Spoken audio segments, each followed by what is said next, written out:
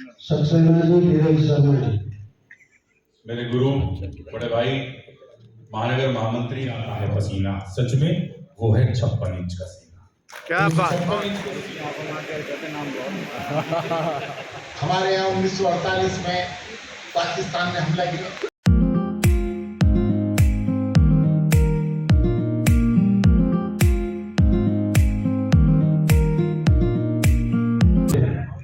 इंदिरापुरम के मंडल अध्यक्ष अमित बख्शी जी, भाई सतीश कसाना जी, प्रियांश सक्सेना, सक्सेना जी, धीरज शर्मा जी, भाई शिवम शर्मा जी,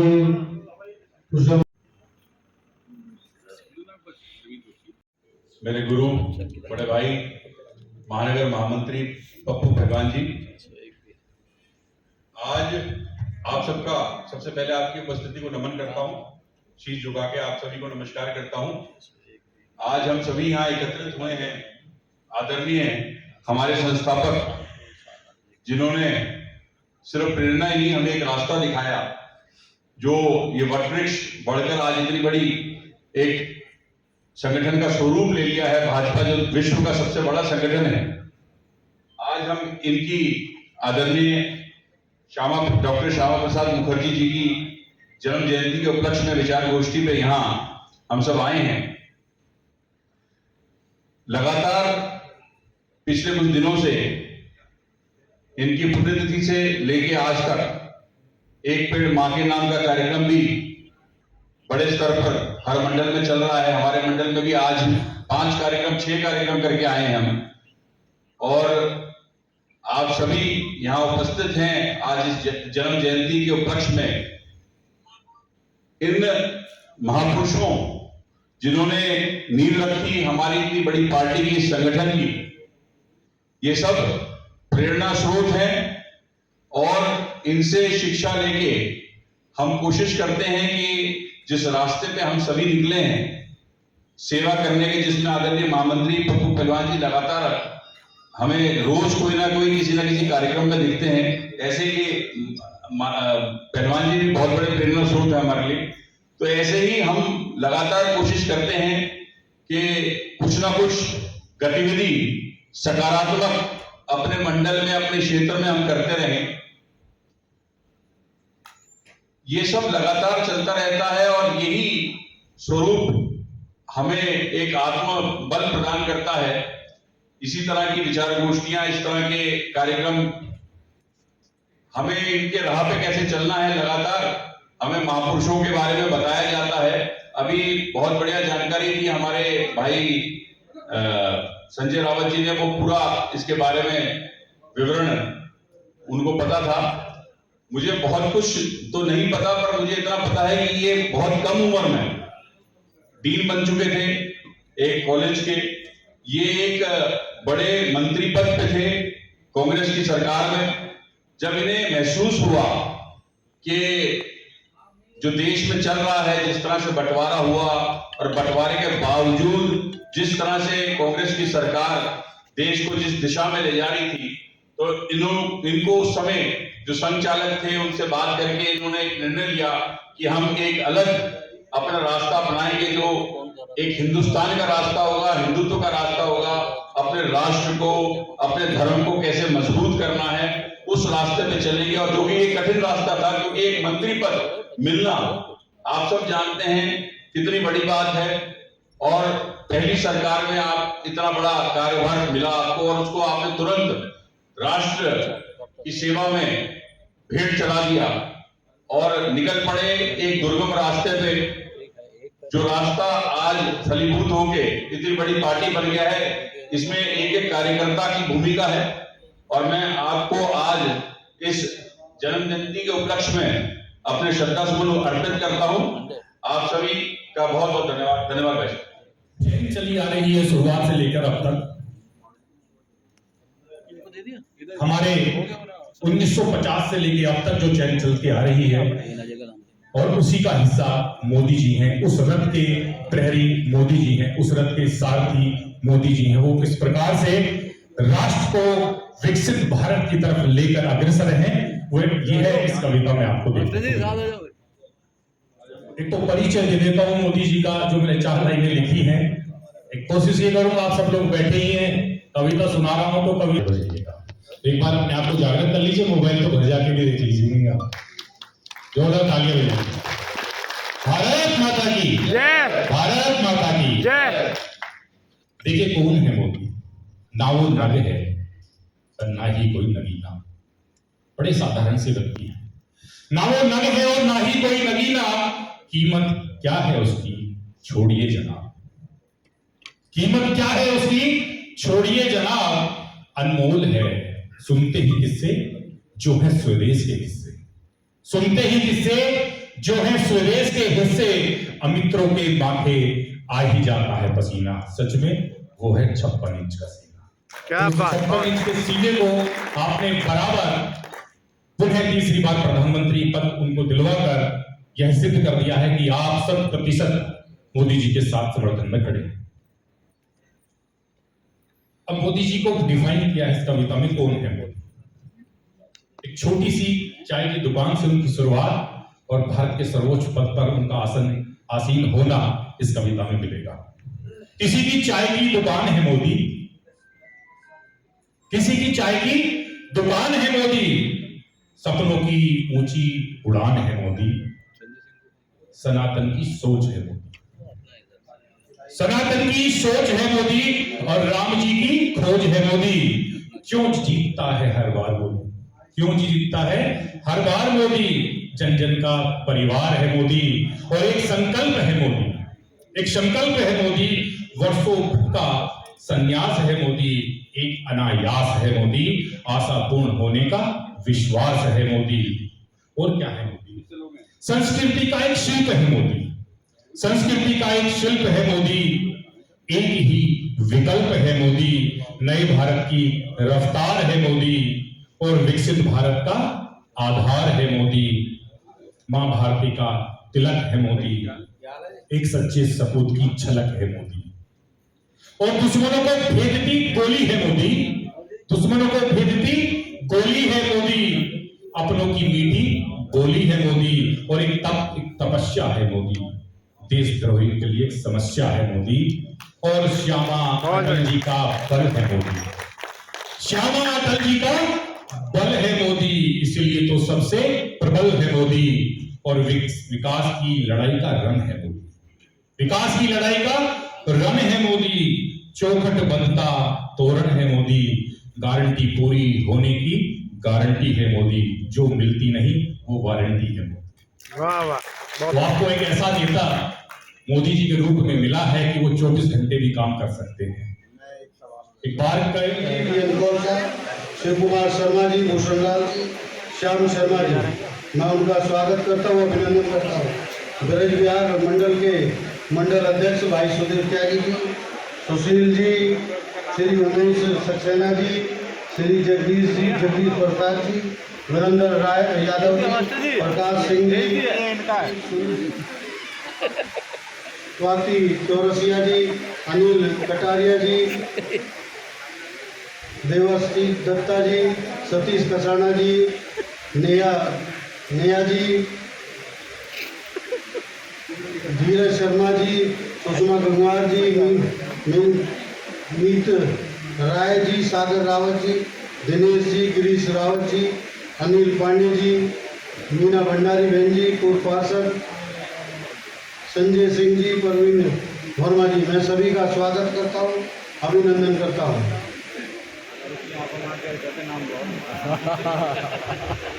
हमारे बीच में आज के इस कार्यक्रम के मुख्य अतिथि राष्ट्रीय उपाध्यक्ष, पूर्व में प्रदेश अध्यक्ष रहे, कई बार मेरठ से विधायक रहे, ऐसे आदरणीय लक्ष्मीकांत वाजपेयी जी, एक बार जोरदार ताली बजाकर उनका स्वागत करें, अभिनंदन करें। हमारे बीच में हमारे लोकप्रिय सांसद आदरणीय अतुल गर्ग जी हमारे बीच में आए, एक बार जोरदार ताली बजाकर उनका भी स्वागत और अभिनंदन करें। मैं अनुरोध करूंगा हमारे महानगर अध्यक्ष जी से कि वो आए और भुक्का देकर आदरणीय मुख्य अतिथि जी का स्वागत करें, अभिनंदन करें।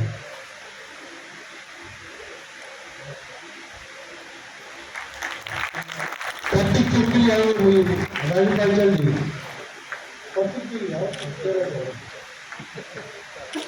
और अध्यक्ष जी साहब लोग प्रतीक चिन्ह लेकर विश्वास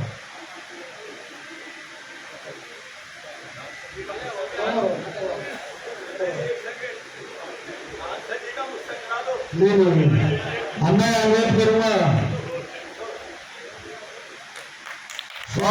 यहाँ पर हमारे मुख्य सचिव का स्वागत करें आदरणीय सचिव, और हमारे सांसद जी का आदरणीय रेखा अग्रवाल जी से अनुरोध है वो पटका डालकर उनका स्वागत करेंगे, अभिनंदन करेंगे। गोपाल अग्रवाल जी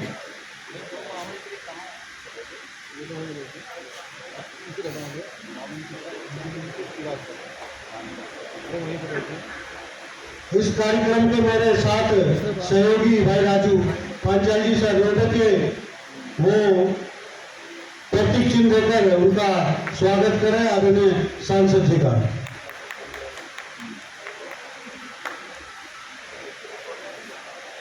आगे आगे आगे आगे चालू तो पीछे से आओगा।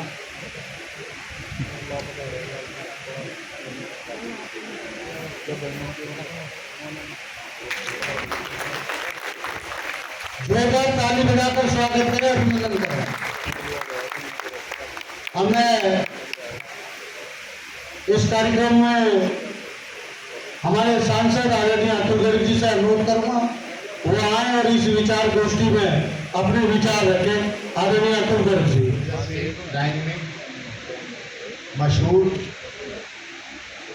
बहुत प्रसिद्ध, विपरीत परिस्थितियों में संघर्ष करने वाले श्री लक्ष्मीकांत वाजपेयी जी, आदरणीय संजय शर्मा जी महानगर अध्यक्ष जी, पुराने लोगों में सुरेश जी, अनिल जी, हमारे आशा शर्मा जी, बलवीरा जी का हो गया, महेश जी, पप्पू पहलवान जी और कश्यप जी। आज चर्चा हो रही है, जो हमारे मुख्य वक्ता है वो बताएंगे श्यामा प्रसाद मुखर्जी के विषय में। तो श्यामा प्रसाद मुखर्जी सबसे पहले इतने विद्वान आदमी थे कि 33 साल की उम्र में अंग्रेजों ने जो कलकत्ता विश्वविद्यालय है उसका उन्हें वाइस चांसलर नियुक्त किया। शायद भारत के अंदर वो पहले भारतीय थे जो इस पोस्ट पे वो पहुंचे थे। राजनीति में आए, बंगाल के अंदर जो सरकारें बनती थी, जो इंटरनल सरकारें बनती थी, तो उसके अंदर जो मुसलमान थे उनका आधिपत्य था और हिंदुओं को बहुत अत्याचार था। नोआखली का दंगा हो, कलकत्ते का दंगा हो, सब प्रायोजित होता। पुलिस को कह दिया जाता था कि शांत रहना, लेकिन श्यामा प्रसाद मुखर्जी कांग्रेस में रहते हुए भी उनका विरोध करते थे, और कांग्रेस के लोग इसलिए विरोध भी करते थे कि उन पर कोई सांप्रदायिकता का आरोप ना लगे। बहुत लंबी कहानी है। जिन्ना का विरोध किया, बहुत बुरा वक्त देखा श्यामा प्रसाद मुखर्जी ने कि बंगाल का अकाल देखा जिसके अंदर लाखों लोग मरे। उसमें उन्होंने संघर्ष किया कि भाई जितना वो बचा सकते थे उतने लोगों को उन्होंने बचवाया। मुसलमानों के अत्याचार देखे, और तब बंकिम चटर्जी जी ने एक नॉवल लिखा था आनंद मठ, जो वंदे मातरम का गाना जो हमारा गीत है वो वहां से प्रेरित। विवेकानंद जी ने भी संघर्ष किया। तो उस जमाने में बंगाल की परिस्थितियां ऐसी थी कि लोगों ने खुल करके जिन पर बीती उन्होंने ये देखा कि मुसलमानों के अत्याचार, हिंदुओं पे साफ साफ है और उन्हें कोई बचाने वाला नहीं है। अंग्रेजों की छूट और नोआखली के अंदर जो दंगा हुआ वो वार्निंग के साथ हुआ था। जिन्ना ने बोला था या तो direct action other home rule, और हमारे लोग दब गए। पहले कलकत्ते के अंदर दंगा हुआ, वहां कुछ लोगों ने संभाला, तो फिर नोआखली को छाटा गया कि जहां पर 85% मुसलमान थे, 15% जो हिंदू थे, एक भी घर साबुत नहीं बचा और एक भी महिला साबुत। डायरेक्ट एक्शन और कोई प्रतिक्रिया भारत की नहीं। नतीजा ये कि पूरा हिंदुस्तान दबाव में आ गया, बंटवारा हो गया, पार्टीशन हो गया, जनता की अदला बदली हो गई, अत्याचारों की कहानी आप रोज सुनते हैं। और जब हिंदुस्तान आजाद हुआ तो जो इंटरनल कमेटी बनी संविधान बनाने की या भारत को चलाने की 1947 के बाद 1952 तक, तो उसके अंदर वो मंत्री के कैबिनेट मिनिस्टर के रूप में उसमें शामिल अपॉइंटेड थे, सेलेक्टेड थे, अपॉइंटेड, निर्वाचित थे। लेकिन जब उन्होंने देखा कि चाहे 1970 का मसला हो या कोई भी देश की बात हो और कांग्रेस उनका साथ नहीं दे रही है, तो आरएसएस के कहने पर जनसंघ की स्थापना हुई।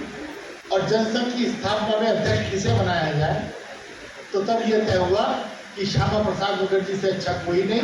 अरे सलाम है उस श्यामा प्रसाद मुखर्जी को कि जिसने कैबिनेट मिनिस्ट्री छोड़ करके ऐसे दल का अध्यक्ष बनना मंजूर किया जिसका ये पता था कि ये सत्ता में नहीं आएगा, राह में कांटे बिछाएंगे, संघर्ष होगा, जेलों में जाएंगे। ऐसे जनसंघ के अध्यक्ष वो बने पहले, और संसद में चुन करके बंगाल से जो 3 पार्लियामेंट मेंबर चुन के आए, तो उसमें से वो भी चुनेंगे, अपने दम पे चुनेंगे। जनसंघ का कोई आधार नहीं था वहां, 2 लोगों को और चुन करके लेंगे। संघर्ष विपरीत परिस्थिति में किसी प्राप्ति के लिए नहीं किया और लगातार संघर्ष करते रहे। धारा 370 की बात करते रहे। जब अब हर बात के ऊपर जब भी कोई हिंदुओं के ऊपर बात आती थी या जिसके अंदर मिसमैच होता था, तो वो अपना संघर्ष करते थे। हमारे यहाँ 1948 में पाकिस्तान ने हमला किया,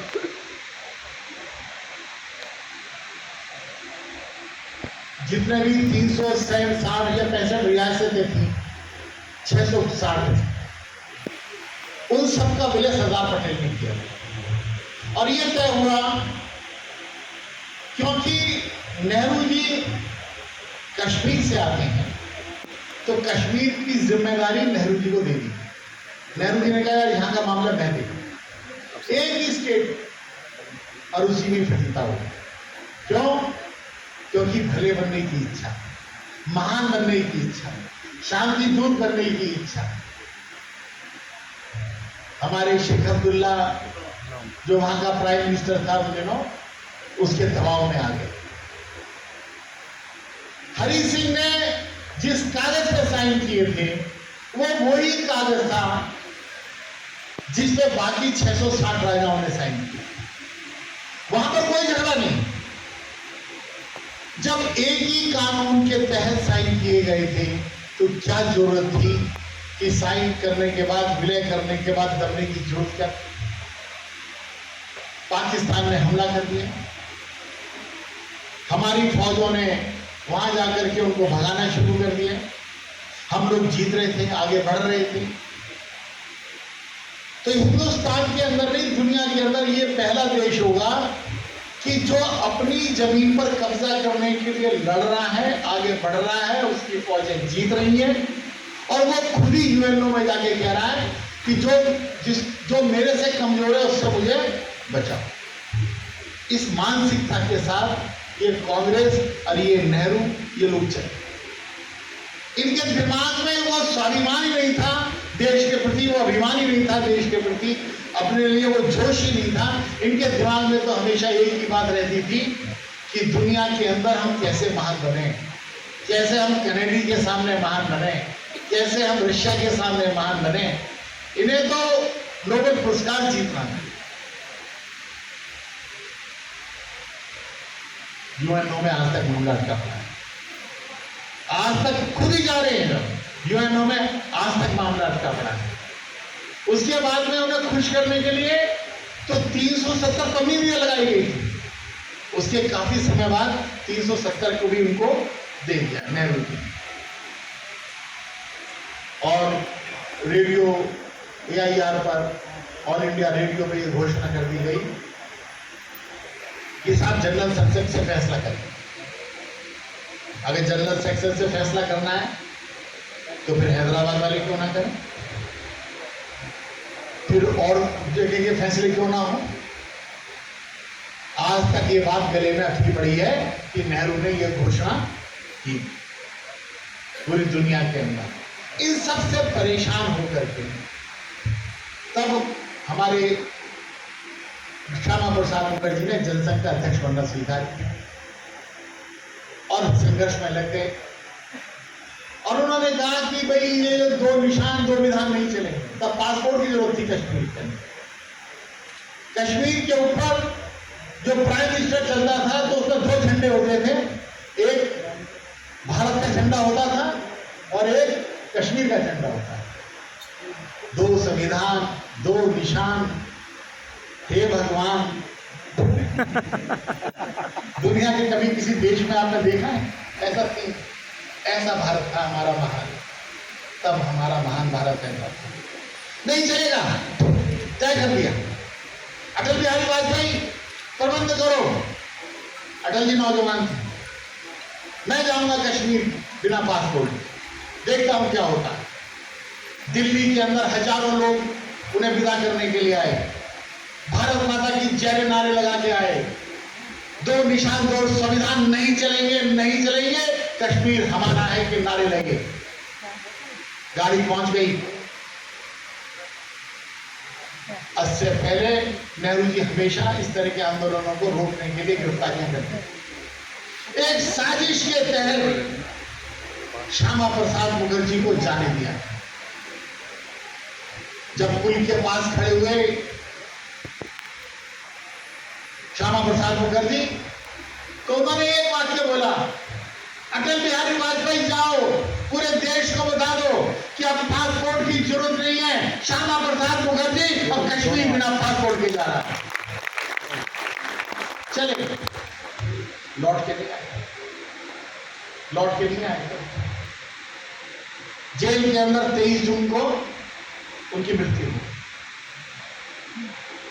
अगर जेल के अंदर एक भिखारी भी मर जाए तो उसका पासपोर्ट, उसका पोस्टमार्टम, उसकी जांच होगी।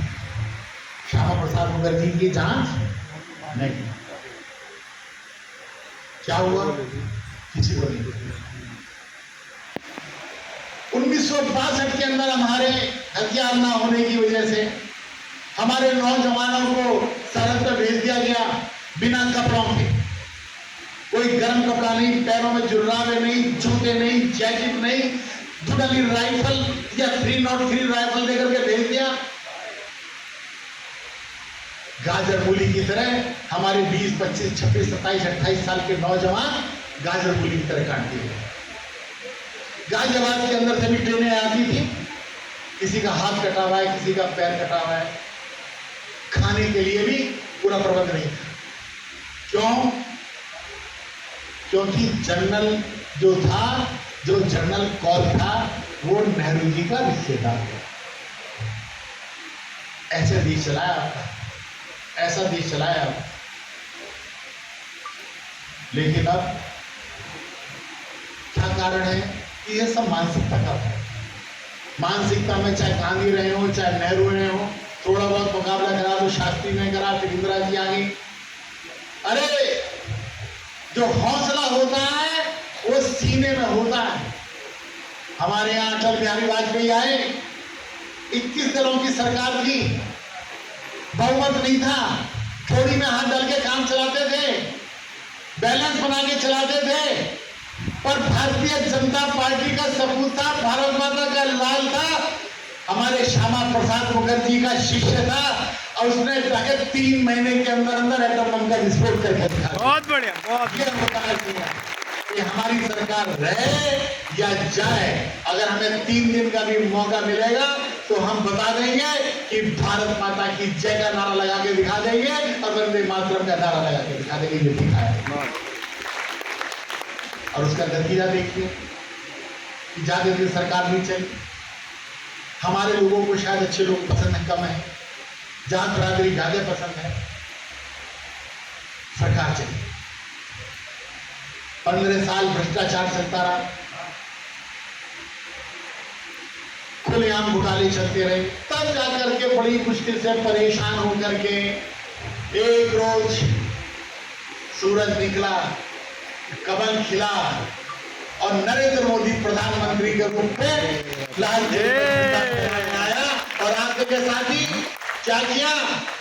आते के साथ ही इतना तय किया कि हिंदुस्तान अपने हथियार अब खुद बनाएगा। अब हम रशिया की बात नहीं मानेंगे, ना अमेरिका की बात मानेंगे। दिखा दिया उसने दुनिया को कि रशिया हो, जर्मन हो, जापान हो, फ्रांस हो, अमेरिका हो, कनाडा हो, इंग्लैंड हो, सबके सब भारत माता की जय बोलने वाले नरेंद्र मोदी के साथ हैं, भारत की 140 करोड़ जनता के साथ। 370 ऐसे हटा दी कि जैसे शिव जी का धनुष सीता जी ने उठा के रख दिया, ये ले खत्म, पता क्या पड़े, सुबह किसी को पता नहीं, शाम तक 370 हट गए। बस मैं इतना ही कहूंगा कि आज जो नरेंद्र मोदी, आज यहाँ पर हम एक नए भारत में जो बैठे हैं, अरे इस महान सपूत के कारण, इस महान आत्मा के बलिदान के कारण बैठे हैं।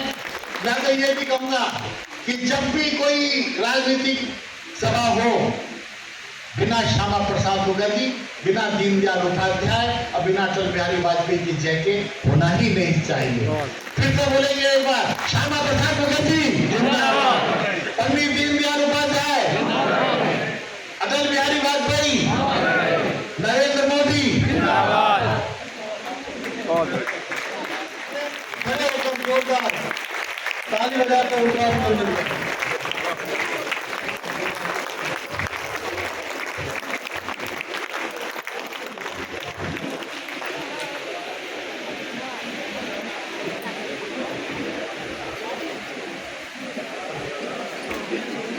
आदरणीय संजीव शर्मा जी,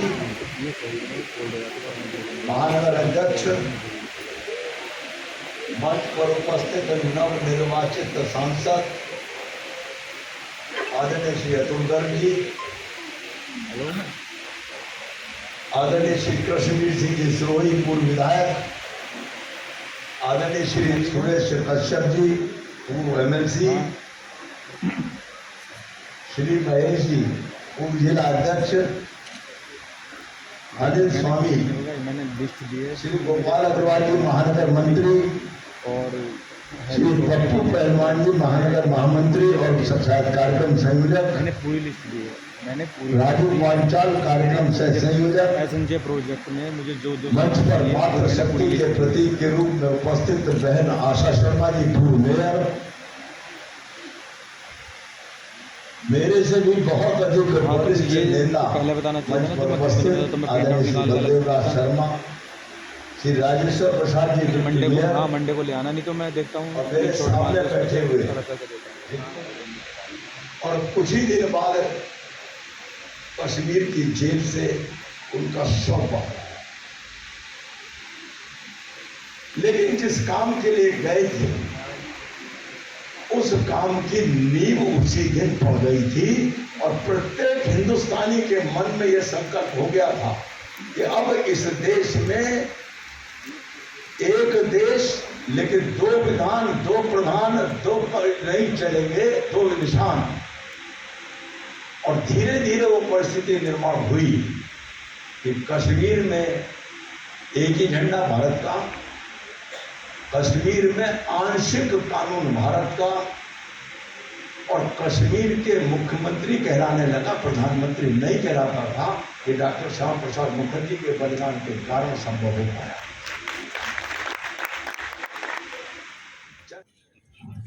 भारत माता की जय। जहाँ हुए बलिदान मुखर्जी, कश्मीर हमारा है, जो कश्मीर हमारा है, सारा है। मायूस होने की जरूरत नहीं है। जो आदरणीय राष्ट्रीय उपाध्यक्ष जी ने कहा वो पूरे प्रदेश और देश के कार्यकर्ताओं के परिप्रेक्ष्य में कहा। गाजियाबाद में तो बहुत बड़ी जीत गाजियाबाद के कार्यकर्ताओं ने दिलवाई है। जय श्री राम। हमारे आज के कार्यक्रम के मुख्य अतिथि भारतीय जनता पार्टी के राष्ट्रीय उपाध्यक्ष, बहुत ही ऊर्जावान राज्यसभा के सांसद और जिनके नेतृत्व में 2014 में जब प्रदेश अध्यक्ष थे तो एक कीर्तिमान स्थापित हुआ था। 80 में से 73 सीट भारतीय जनता पार्टी जीती थी। ऐसे प्रदेश अध्यक्ष की पूर्व लक्ष्मीकांत वाजपेयी जी आज हम लोगों के बीच में विचार गोष्ठी के मुख्य वक्ता के रूप में पधारे हैं। आपका बहुत बहुत अभिनंदन, स्वागत है।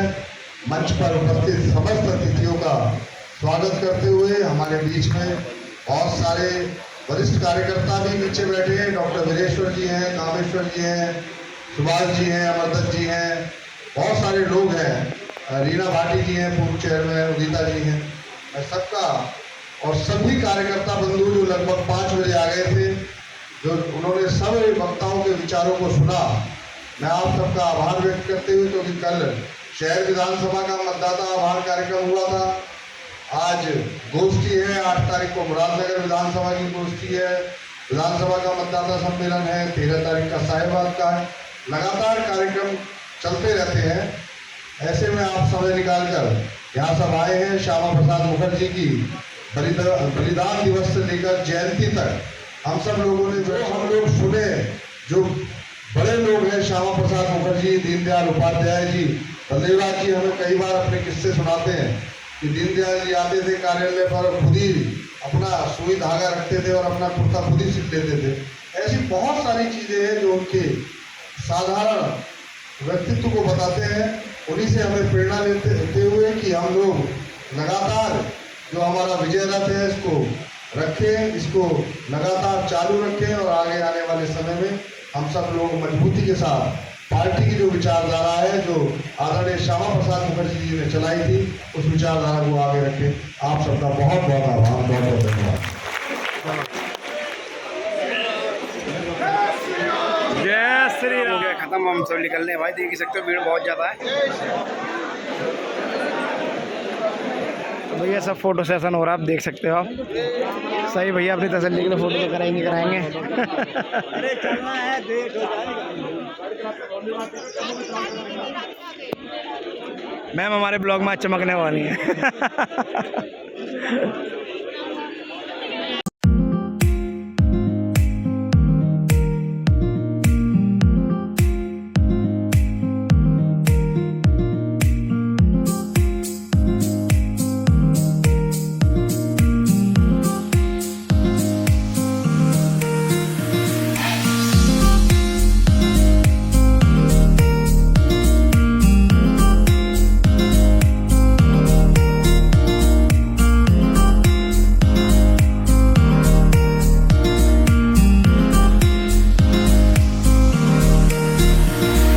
फाइनली दोस्तों आ गया हूँ घर भाई। अभी थोड़ी देर में निकलना है मेरे को एक माता की चौकी में, तो वहाँ जाऊँगा मैं अध्यक्ष जी के साथ। तो मैंने सोचा कि जो छोटा सा ब्लॉग बनाया है इसको पोस्ट कर देता हूँ, नहीं तो उसकी भी कुछ वीडियो इसमें ऐड कर दूँगा। अगर वीडियो ऐड करूँगा तो ठीक है दोस्तों, नहीं तो फिलहाल इस ब्लॉग को मैं ही एंड कर दूँगा। और आज का हमारा प्रोग्राम बहुत बढ़िया रहा, सबकी स्पीच बहुत अच्छी रही और मुझे सांसद जी को सुनना बहुत अच्छा लगता है, मुझे स्पीच उनकी बहुत अच्छी लगती है। और काफ़ी भीड़ थी, काफ़ी क्राउड था। इंदिरापुरम मंडल से हमारे काफ़ी लोग गए हुए थे, जैसे कि आपने देखा। मैं 1-2 फोटो भी ऐड कर दिए ब्लॉग के अंदर। और इस ब्लॉग को मैं एंड करता हूँ। अगर आप लोगों को पसंद आए तो प्लीज़ वीडियो को लाइक कीजिएगा, चैनल को सब्सक्राइब कीजिएगा। मिलते हैं नेक्स्ट ब्लॉग में। बाय बाय दोस्तों, गुड नाइट।